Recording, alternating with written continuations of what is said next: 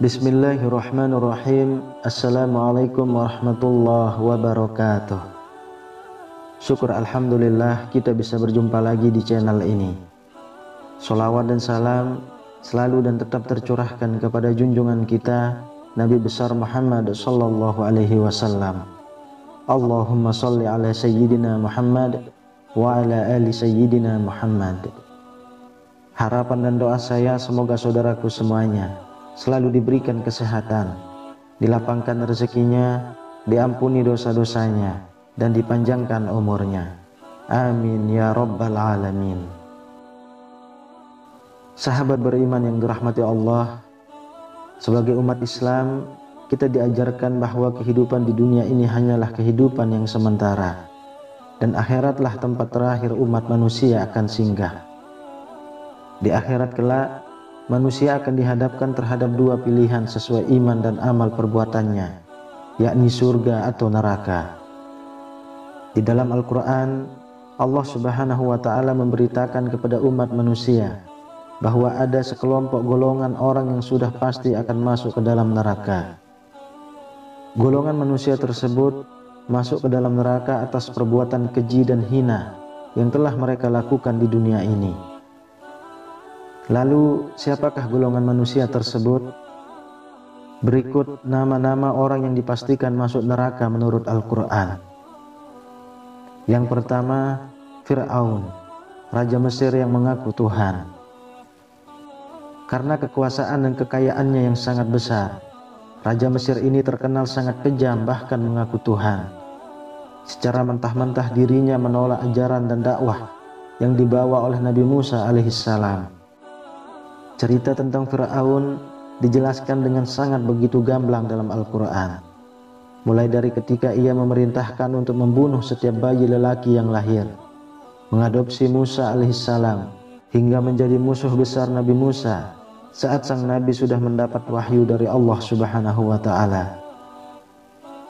Akibat ulah kesombongannya itulah Fir'aun ditenggelamkan di Laut Merah bersama para pengikutnya.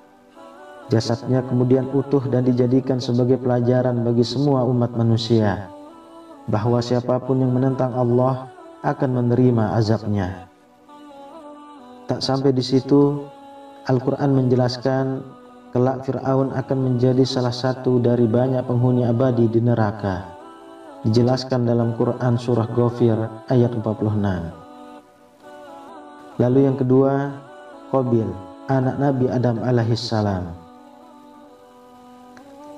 Dia adalah pembunuh pertama dalam sejarah umat manusia. Dirinya tega membunuh saudara kembarnya sendiri, Habil. Alasan dirinya membunuh saudaranya sendiri adalah persoalan berebut pasangan hidup yang lebih cantik. Tetapi ketika ia disuruh agar mendekatkan diri kepada Allah Subhanahu wa Ta'ala dengan syarat kurban untuk mendapatkan sang pujaan, Qabil malah memberi hasil tani yang buruk. Hal itu membuat hasil kurban Qabil tidak diterima, sehingga membuatnya iri hati kepada Habil, lalu membunuh saudaranya itu. Berdasarkan sabda Nabi Muhammad SAW, setiap dosa pembunuh, dosanya akan ditanggung oleh Qabil, karena ia pertama kali mencontohkan perbuatan keji tersebut. Hal ini dijelaskan sendiri dalam Al-Quran, surah Al-Baqarah ayat 29.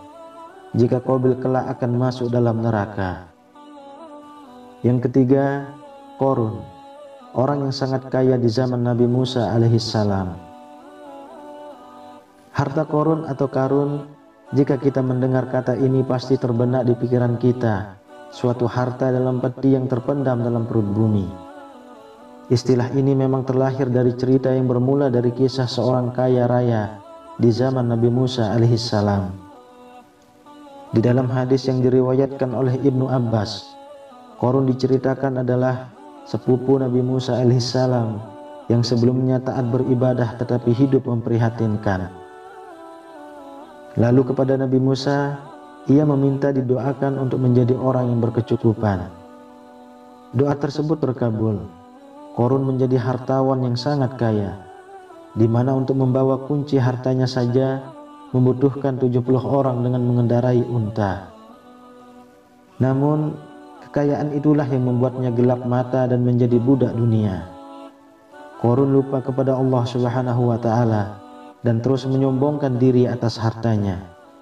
Bahkan, ia tak segan menantang Musa untuk mendoakan kebinasaannya. Saat itulah azab Allah Subhanahu wa Ta'ala datang.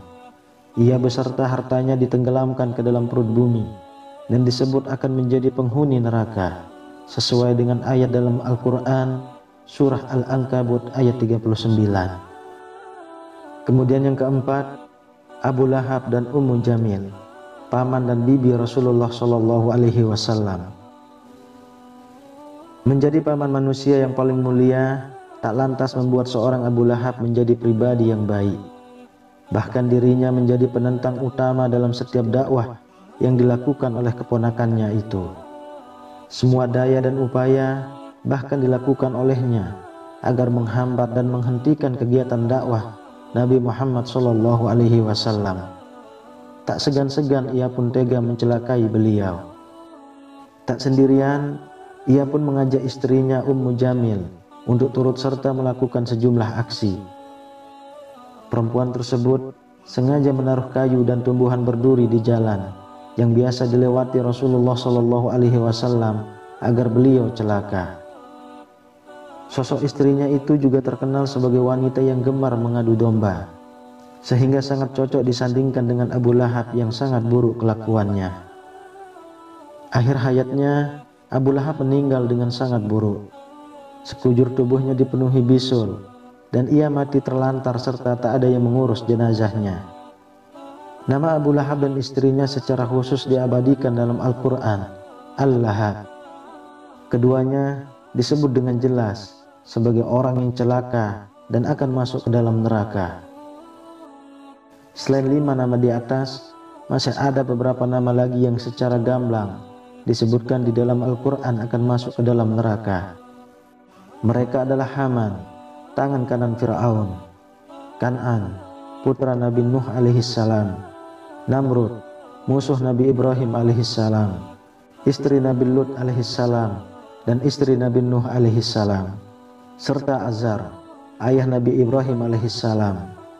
Mereka dipastikan terkena azab neraka karena kelakuan buruk mereka selama di dunia.